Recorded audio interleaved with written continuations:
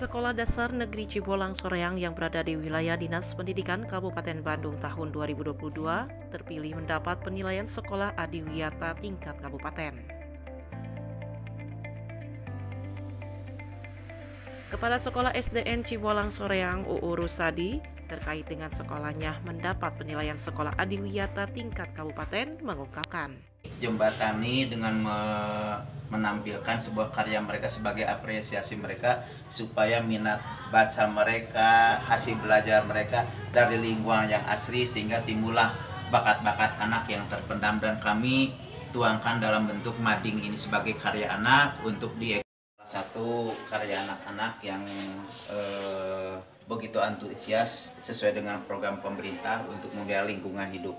Anak yang sudah dibuktikan dalam bentuk penanaman melalui media plastik bekas yang dimanfaatkan supaya mereka itu peduli kepada lingkungan dan bersih dan memakan alat.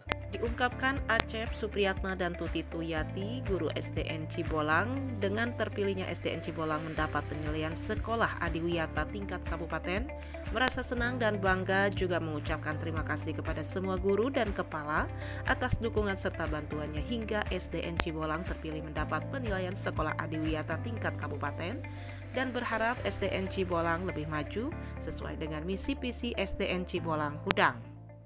Walaupun Bapak Kepala Sekolah ini hanya baru beberapa bulan di sini, tapi alhamdulillah kinerjanya sudah bisa kita lihat. Pilihnya SDN Cibolang menjadi SDN adiwiyata, ada perasaan bangga, bercampur senang, karena ini berkat usaha guru-guru semua sehingga SD Cibolang ini terpilih menjadi SD adiwiyata.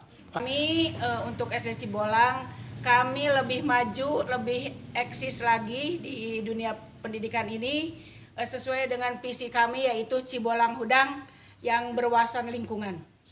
SD Negeri Cibolang Kecamatan Soreang, Hudang, Hudang, Hudang, harmonis, unggul, dinamis, agamis, nasionalis, gigih, yes!